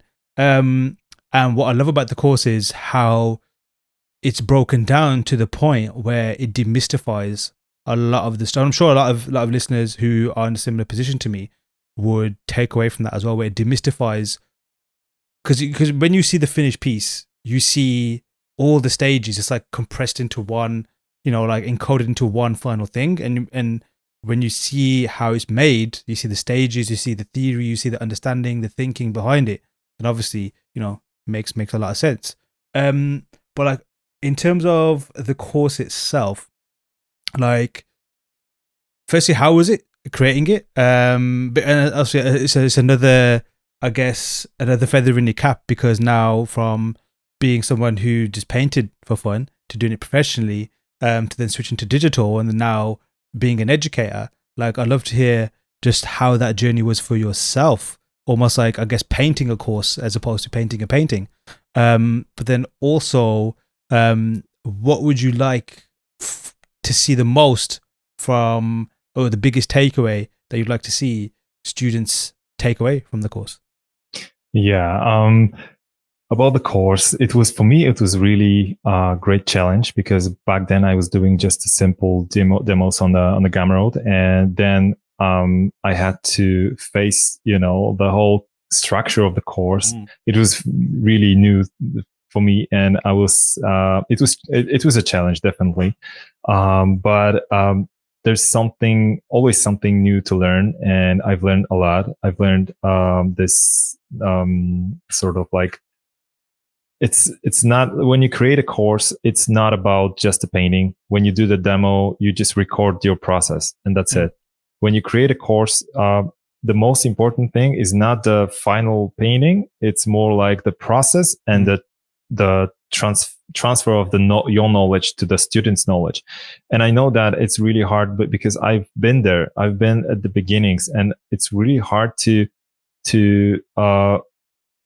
explain something from the a little bit higher level to the lower level, because it's you have to like, the beginner have to like realize something. That's why I'm really really towards the simple explanation, because I was like, everything can be explained really simple, basically, because most of the things are really, you can observe a lot of relations, you can observe a lot of things, but then it takes time to realize, about how the light works, how the shadow actually affects the value, and things like that. And in the course, I was trying to, as simple as it's possible, explain every step, every basic knowledge to the student, because sometimes when you try to explain everything too much detailed, it's really hard to absorb to the student, because it has too much like this specific high advanced knowledge that is really really hard to absorb and connect between topics. Like, everything in painting merges. Like, I like to say, when you create painting, the first thing that you think of is actually composition, because you have to start to paint to put a first dot on the painting in the particular place, and the character that you're creating actually is also in some particular place. So there's a lot of different relations in the painting when you create it, like starting with the composition, then perspective, anatomy, starting to adding very first color, creating light that actually affects the value, and the value and the light actually affects the color, because it's as simple as it sounds. Light is a color. It has its physical explanation, because the light comes with the exact frequency that hits the object, that bounds the light with this different frequency. That's why it has different local color value and other things. And it sounds really complex at the beginning, but it's really simple when you realize it. And that's why I'm trying to, in this course, I'm trying to like explain everything as simple as possible. But at the same time, I'm trying to like divide the process throughout the creating of this painting to the really simple stages, like the sketch, adding color, working on this, this on or that, and with the explanation, and that was, for me, it was maybe not that simple, but it was natural, because when I was learning, and I'm still learning a lot of different things, I'm really learning like really simple. When I would, if I could like transfer my thoughts, my mind to the video or presentation, it would be so simple. Like it would be like I don't know, mindset of the 5-year-old, Yeah. because it's all about the simple things, like, oh, this shadow hits this object, and I'm not sure of the source of this shadow, and you start digging, like, okay, it may be cast by this lighting, or maybe this this sunlight, or and you're trying to dig and observe the world around you. But I know that beginners are usually, they have this a lot of thoughts in their minds, and they don't know which path they should go for, and I'm trying to like create this guideline for them, like simple steps, like, okay, first thing you do is this, then you jump into that, and then you go for it, and then you just and trying to explain everything as in the same way I absorb the knowledge from the surroundings and environment, and knowledge that is out there on the internet, or analyze old masters painting. And so that's the thing. And now I think, like I said, I just can't wait to see the kind of paintings that people would create. And obviously, just to quickly point out as well, I mean, like, this is done digitally, and obviously, like, traditional painting, like you've explained, is a skill set in itself, and it's great to appreciate the craft behind it. It's also great to appreciate the finished piece.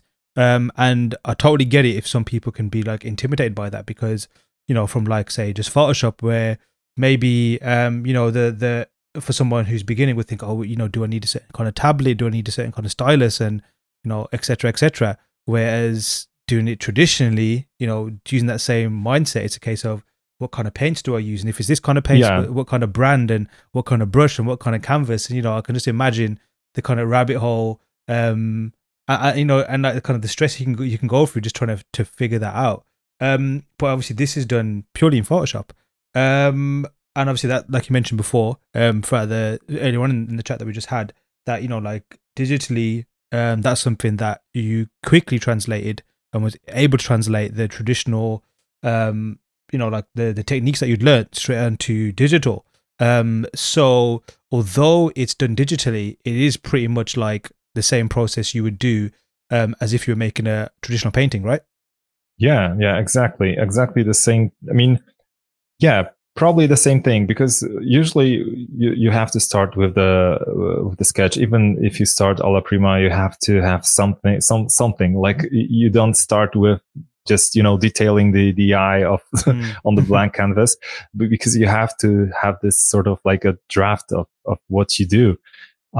Then you jump into the, it depends it depends on the style of the artist, but usually I would do the same, pretty much the same on the canvas. The difference is throughout the process you have, you tend to make mistakes, and in digitally it's much easier to erase the something or change the layer or change the color palette. And in traditional art, it's still like when you paint in oils, it's still like possible to change the color palette. It's still, you can actually repaint everything, but it requires like a time to one layer to dry, or it's more like the qualities of the medium. Like in digital we have a lot of different tools that are really really useful, like undo or flipping the canvas or anything like that. But then again, it's much harder to imitate the oil paint in Photoshop than in the canvas, because in canvas you don't imitate anything, you just paint, and that's it. That's why the whole course in translating to the oils, it would be just painting the scene, and that's it. Like, it wouldn't be about all of the things about imitating the oil paint or paint in itself in Photoshop, because Photoshop is created, it's meant to be used in a production of changing the colors in photograph, or yes, and we are using Photoshop is actually not exact the best tool for painting. Like it's meant to be like the combo of everything, but it happens to be like the best tool for in the industry. And I mean, best tool, there's a lot of different software that is great, but it's the most popular, let's say. Yeah. And it was interesting as well is, I mean, like in the age of software, like there's always a common question that is kind of like, I get beginners when they ask it, and I also get why it's mocked as well. But like, the question of what brushes do you use? And then now it's like transitioning to like, what software do you use, or what version do you use, or what plugin do you use on certain things? Obviously that's more like kind of like into 3D. But there's always that kind of like question of what should someone use. But nevertheless, like with yourself, although you switch digitally, which some people may argue that's like a modernization compared to the traditional way. But nevertheless, like you use a specific, or you stopped at a specific version of Photoshop, right? Like just to show that this technique that you're teaching is done on, you could call it a traditional version of Photoshop. But like it's something that can easily, if it works on there, it can work on anything, right? Yeah. I was always using older versions of softwares. I was actually using the very old tablet till recently. I bought the Wacom Cintiq, and before that I was using Intuos 3 from, I'm not sure, 2009, 2010. Yeah. It was like really old, but it wasn't really, I switched to the Cintiq because it was much more healthy to my wrist, because I can change the angle. But when it comes to the software, I have the CC, the newest release of the CC, but there's like, I'm using it just for a couple of features, like changing the size of the small reference images. Like there's the I'm not sure how it's called. You can increase the size without losing quality, or without losing too much quality. But I'm stuck with the Photoshop CS5 because for me it's the most it's the best version. Maybe CS6 is also still like not really affected by any bugs and too much feature, and it's still really stable. But I was painting on the Photoshop CS3 for a couple of years, and then I switched to the CS5. I'm still using, like, even today I'm still using the CS5 because it's really convenient and it's really really simple. And I guess that's again another interesting point as well, because when it comes to software, and maybe I'm just speaking from my own perspective. I'm not speaking for everybody. But like, there's always that thing with software. Maybe just again, the way it's marketed, and there's always a new version almost yearly. And maybe it's just a case of people. There's always an updated prompt, and people just click OK. But it's almost considered that having the most up to date, most technologically quote unquote advanced version is where you need to be. But then maybe in traditional, like, it's almost opposite. Like if you can get a tool that's maybe considered vintage or, like a few hundred years old, like that's considered like that's the way it should be, as opposed to something new, maybe that's not made in the same kind of like craftsmanship that would have been made maybe in the past. So, it's almost like it's a weird parallel between the two. But Yeah. as you clearly show with your skill set, it's just like you mentioned, it's a medium, and as long as you understand the core fundamentals and a solid workflow to make use of that medium, that's all that matters. And obviously, that's what showed in the course itself.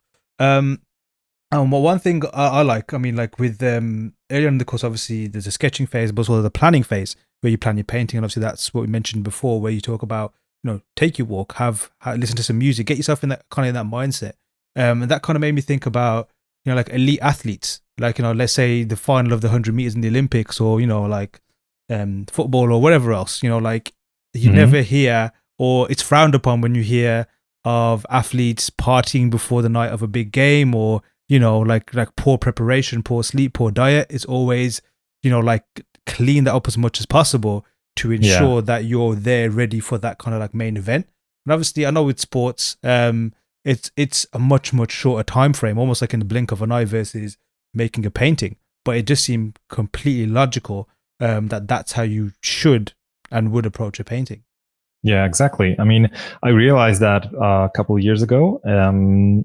I was doing before Anno 1800. I was doing something else, but I realized that I had this task to do or it was the personal work, or maybe it was mixed with the commissioned work. But I was doing something that imitates the oil paint, and I was like, okay, maybe I'll listen to the classical music, and I start listening. I was digging through the YouTube and listening to the different, composers and stuff like that. And I was like, I stuck with the playlist that was really awesome. And there was like a Debussy, there was like Chopin, there was like a Mozart and other artists and musicians. And I was like, I had to go outside with my daughters. And I, breathed some air, and I went back, and I was listening this music, and I was like, okay, this is super fresh. I have like this idea, and I was like, this is super important to just, go for a walk, or just step out from the office or your apartment, go outside, listen to the, to the nature, but listen to your thoughts and think about the project, like with this sort of, because you're not at this particular moment, you're not able to do anything in Photoshop. You're just outside, and there's like just, thoughts coming in, and one thought, second thought, and you just, thinking about it. Maybe this, maybe that, maybe this will be the best solution. Maybe I'll, try to play around with the lighting differently, or, actually, I saw this perfect painting once, and this would be perfect inspiration for my painting. And there are like a lot of different thoughts. And then you come back, you start listening to the music that match your project.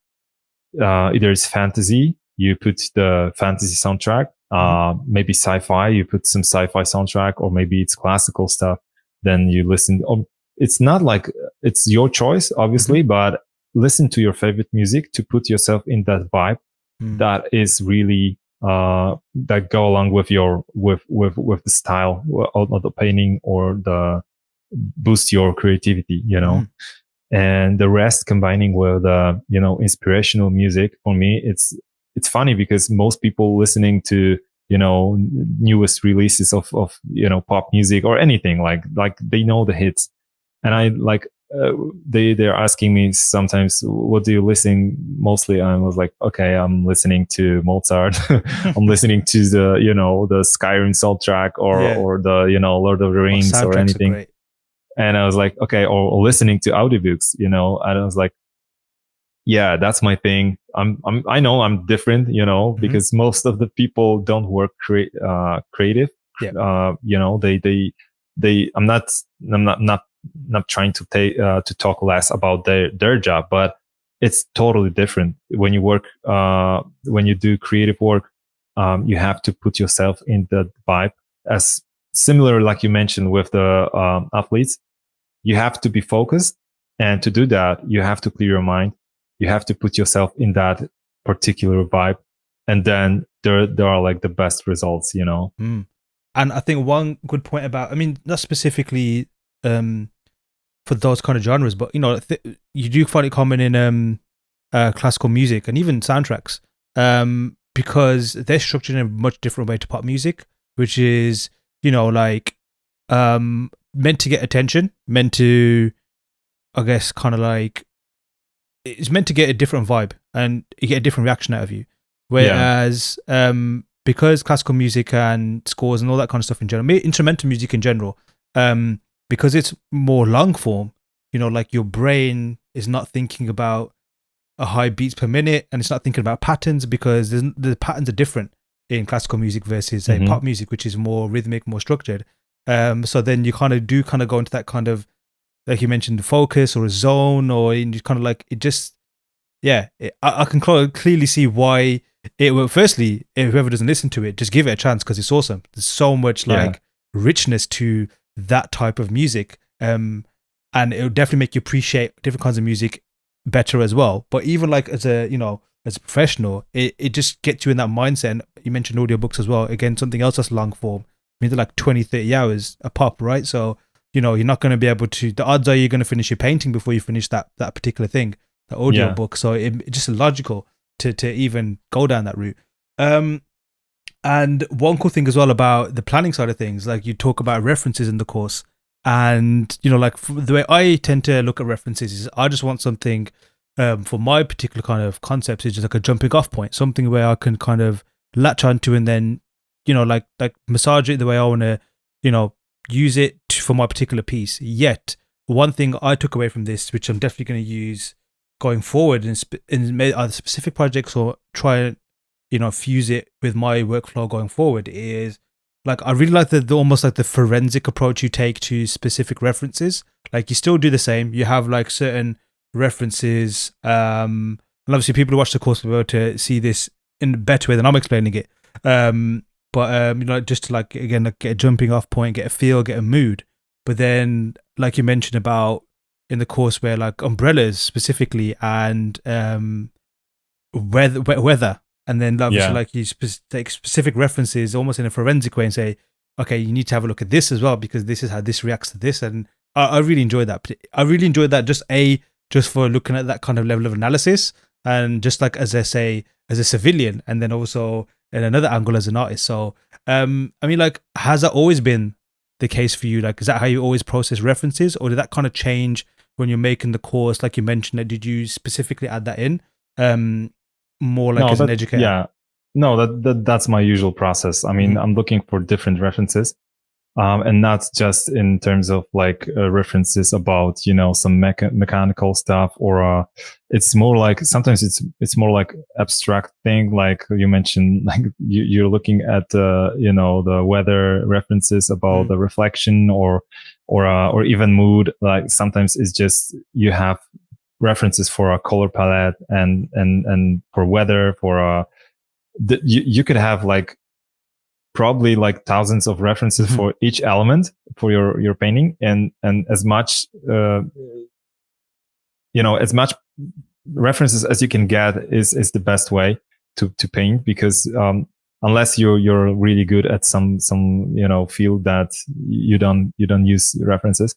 But yeah, references are something, references or inspirations, because sometimes you don't really use this reference as a reference. You use it as an inspiration, because there's something in this painting, let's say, of the old master, that he used the light in very specific way, and it would be really cool to use that in my painting. Maybe not exact copy of that, but maybe the lighting setup, where some part of the image is lit, and then the foreground is dark and maybe something is, going on in the background as well.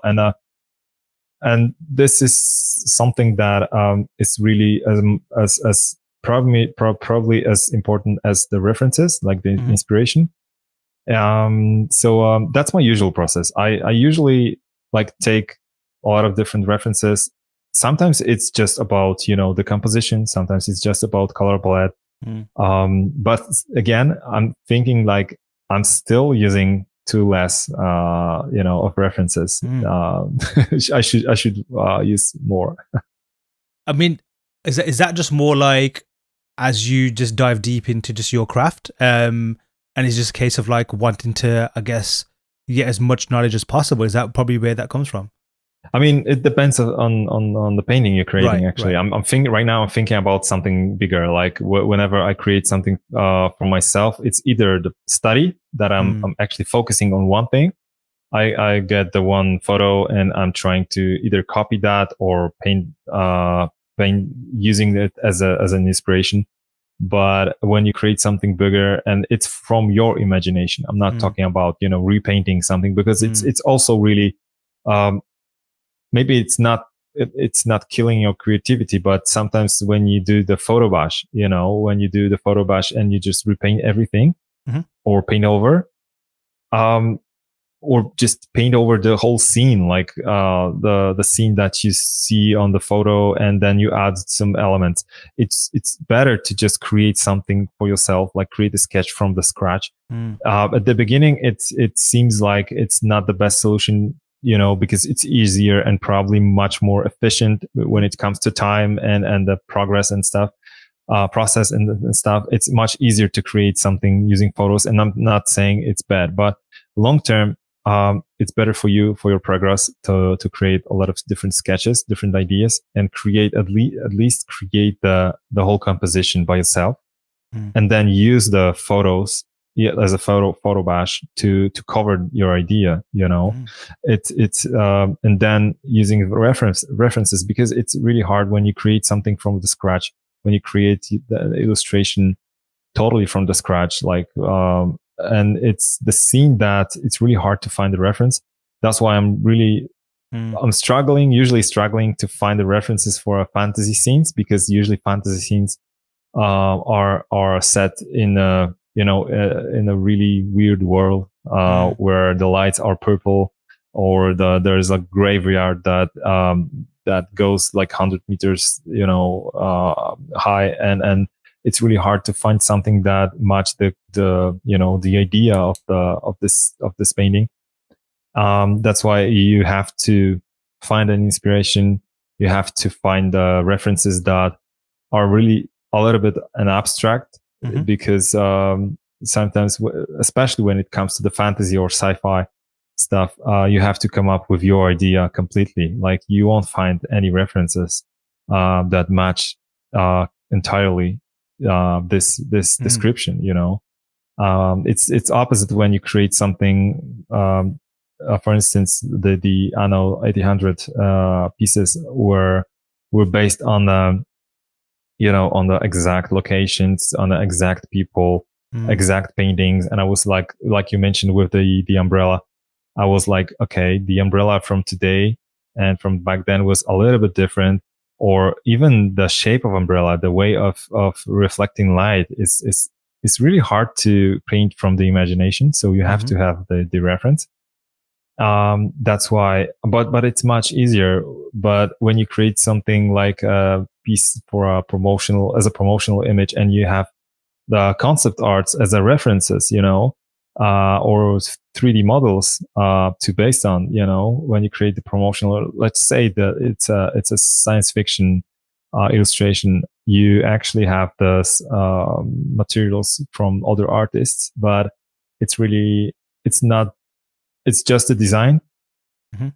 Still, when you have to work on the light, the best way is to use the 3D as a base. Using different shaders and lighting, and that's the the really advantage of using 3D in the scenarios that are not met in the real world. So, and one awesome takeaway I took from even just like the planning phase of it as well is obviously that you start beginning to block out just like your sketches and stuff and the initial thumbnails to like refining the sketch a little bit.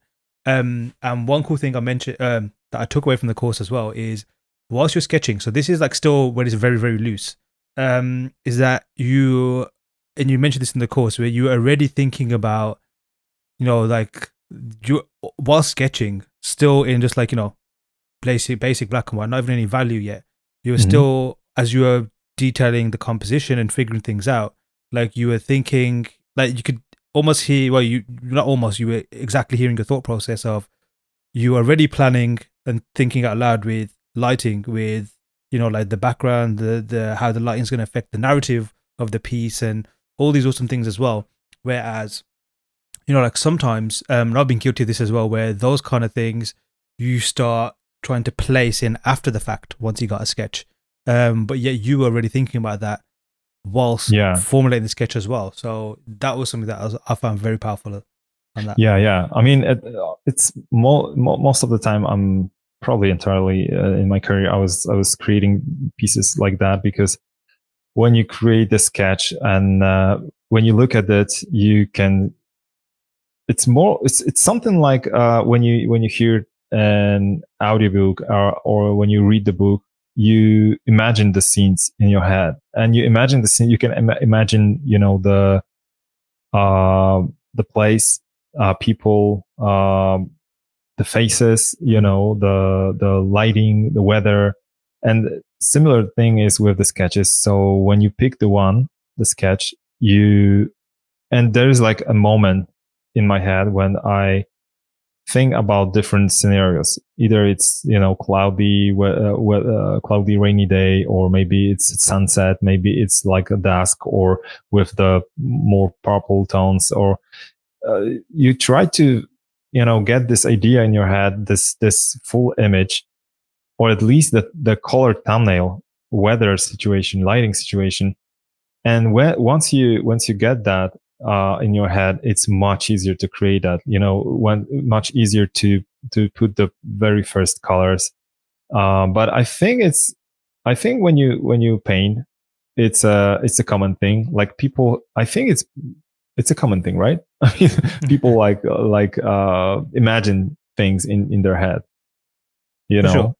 Yeah. That's why I think it's obvious, but it's worth to mention that take a break, take a minute or two to before you jump into color, to think maybe I'll choose that setting over that. Maybe I'll choose this weather over that, and you have everything locked in your head, and then it's much easier to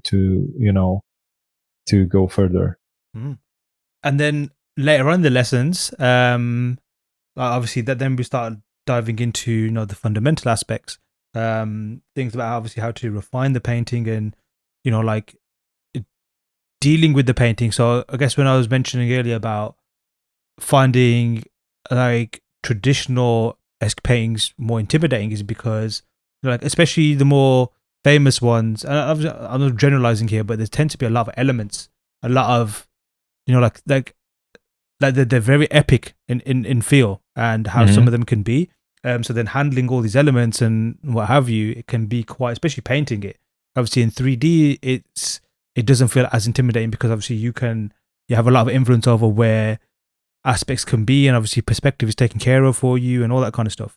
But then in paintings, obviously that's like something that for somebody who maybe not is very well fluent on the fundamentals, that can be much of a wrestle, as opposed to just something that's you just deal with naturally. Obviously that's where the fundamentals come in with this. But even like how you break down the painting and tackle it in different areas, obviously like certain elements, the foreground, the background, it seems very logical, but the way you do it, there's something very approachable about it.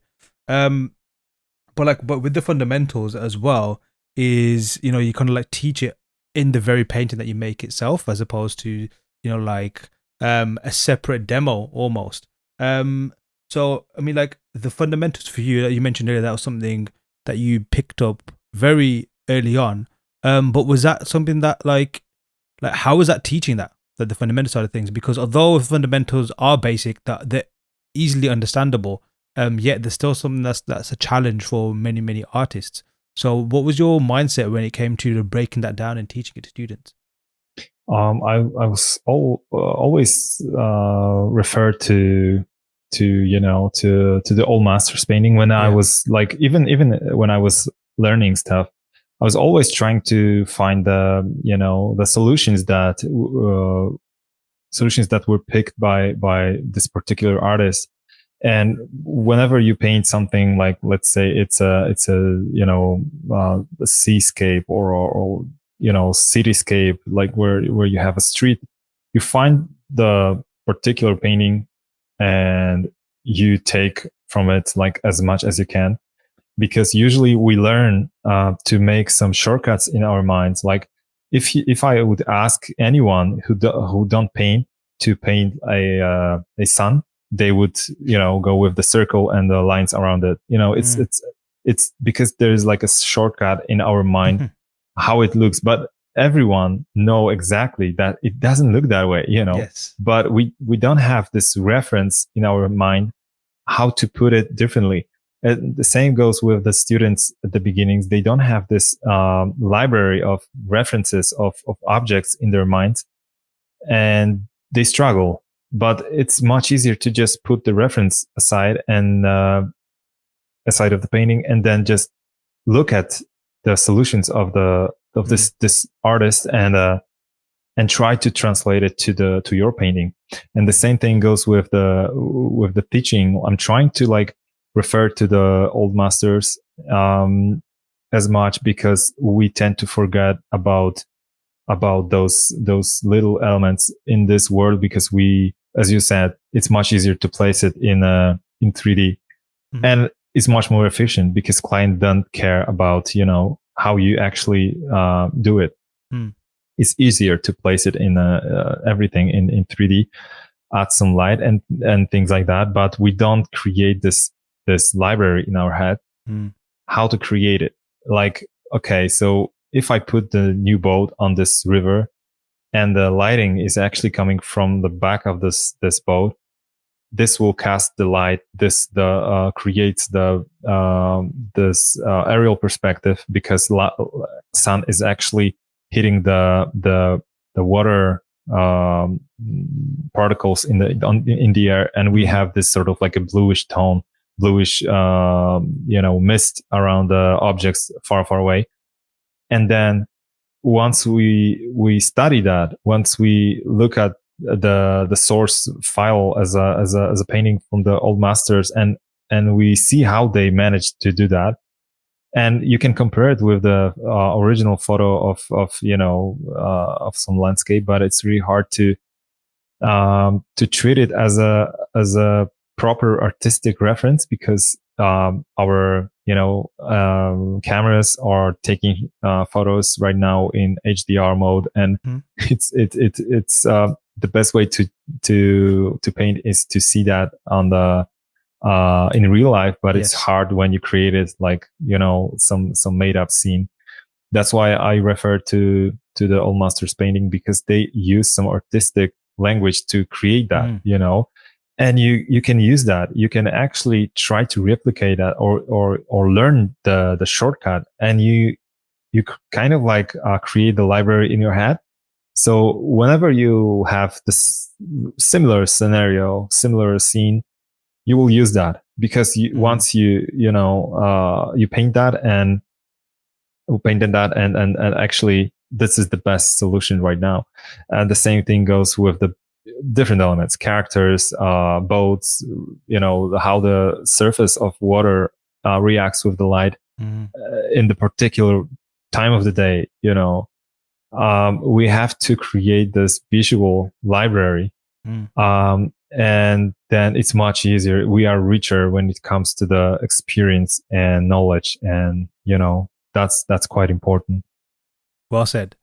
And like obviously the old masters are a key element of the course as well, because obviously you mentioned like studying them and like utilizing their techniques at a time when resources that we have today were not available, yet they still make things that are kind of, you could argue, unbeatable, right? Like they kind of did Yeah. achieve that level of artistry and knowledge that is perhaps the pinnacle of representing, like the elements that we see and representing nature, and even, like almost manipulating it in a way that yields a very impactful image.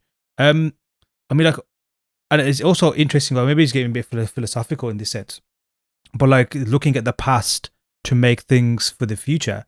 Like why do you think it's still important, valuable to? And as you mentioned a little bit earlier as well, like obviously with how they're able to utilize their techniques and express their artistry. But like, why do you think the masters were able, or the so-called old masters, able to conquer that? And like, what do you think they were doing that perhaps a lot of us are not doing now?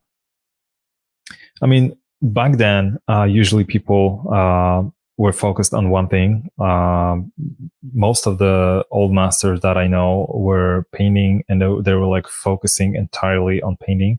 They were trying to either fit into their like idea, because it depends on the period. We had the realism, we had the expressionism, and things like that. And the same thing, like right now we have the mix of the styles of the, let's say, periods. And back then people were really focused on one thing, and let's say they mastered their craft at this particular area. Let's say we had the really great realism painters, and still we have, because it's still going. And they are like creating something that it's hyper realistic. It's super realistic, and it's just almost like a photograph. But they miss the quality of let's say impressionism. Impressionists where they were focused more on light and color, and their execution was their colors were exaggerated, and but the quality and the value of the painting were pretty much the same, or even better than pursuing just maybe not dull realism, but it's in realism.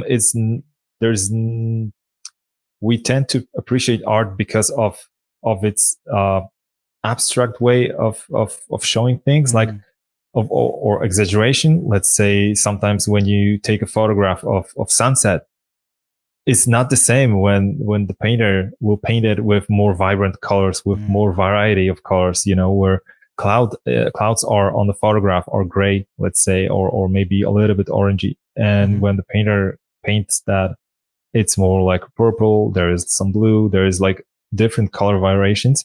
And at the same time, this painting is much more valuable artistically. That's why it's in my opinion, back then, painters were actually focused on one thing, on their craft, on the painting in this particular period of time, matched the style that were at this time popular. Let's say it's not a good thing because there was like exceptions, but right now we are actually putting too much attention to different things. Like I mentioned before, we are using 3D, and we are trying to be better in 3D. We are using photos. We are trying to be better in photographs. We are trying to paint. We are trying to learn a lot of fundamentals, a lot of different things that are meant to be strictly for painters. And it's just too much thing that we have to cover, and it's impossible to focus on that many things with the same much of an effort. That's why old masters, in my opinion, that's why old masters were, progressing that much, and they were able to get the results that they were getting. The one thing that is also worth to mention is that right now, I've heard that right now we have so much duties and responsibilities right now for in a week, like our ancestors did in 1 year. It's so much things that we don't think about. Like paying off some bills, or we have some subscriptions to pay. We have to send some, fill some documents, or so many things that we have to do. And 100 years ago or 200 years ago, there was not even there was so duties that doesn't match the duties that we have right now. And like one thing, obviously, students can take away from the course is being able to all that we just mentioned, taken, like follow that as Greg teaches it. You can make an amazing painting at the end of it. But like, say for students looking at the course, obviously on one hand, like from my perspective as a concept artist, already there's like the way you handle, obviously I mentioned before, the planning of your painting, that could easily be applied to what I'm using, how I create. Obviously the sketching side of things, that like even the fundamentals as well. Like that can easily be translated to what I do. But obviously to make a painting, that's all there ready to create a beautiful traditional painting. But then like say in a professional sense, like how could somebody use this, or what kind of work could they get from this professionally? Obviously you're a great example. Perhaps I don't think that argument's made so much now, because of the amount of, I guess, variety of artwork that's needed by different companies. But perhaps before, or maybe it's a cliche that I heard growing up, that like making paintings or doing art traditionally perhaps would not lead to a fruitful career versus doing other kind of job. But obviously, as you've proven, that is definitely not the case. So what kind of, for someone who's maybe perhaps a complete beginner, or perhaps someone looking to change gears, like working in this particular way, obviously still digital, but is appreciating the traditional way of creating as well.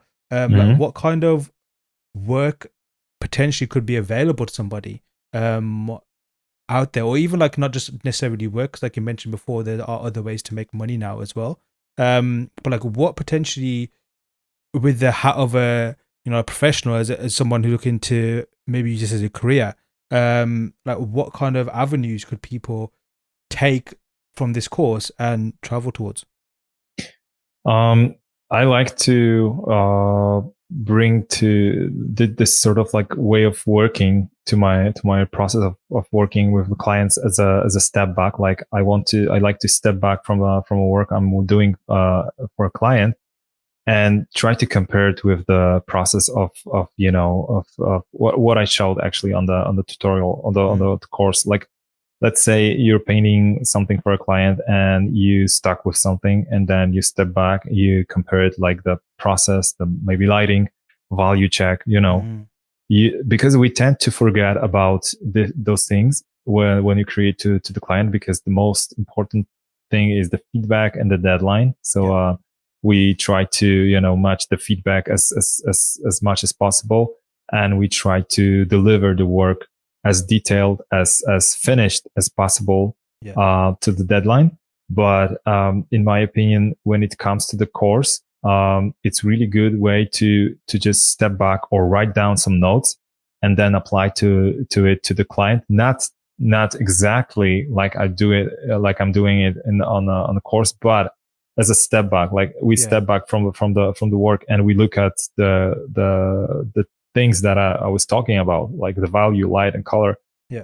And it helps to to have this fresh look, fresh view on the painting for a client. And even like say with your work as well, because if you've worked for some of the biggest companies out there, and obviously your portfolio itself does show different styles in terms of like the fantasy side, and even like different types of illustrations as well. Is the techniques taught in this course applicable to those styles as well, or do you have a different approach for those? No, it's pretty much the same. I mean, obviously, I took the topic basically that is creating the whole scene, like the harbor scene that is usually met on the different paintings of old masters. But if I would create the fantasy painting, I would do pretty much the same process. The process would be pretty much the same. references would be different. The sketches would be different because we would take thumbnails would be the same, but we would pick the totally different sketch. But the same rules applies to the commercial work. But the topic is different, but the same at the same time. The topic is also crucial because it's when you create something that should imitate the painting of the painters from that age. It's much different because there's like a lot of let's say calm in this painting. There's no dynamic composition where you can see in a commercial work. Yes. Usually clients wants to have like really exaggerated poses. The highly detailed piece, like with unrealistic placed fire and smoke and particles everywhere, and that's the struggle to try to try to deliver the work that met your requirements and the client's requirements. Yeah. Dude, I think that's a great note to end the podcast on.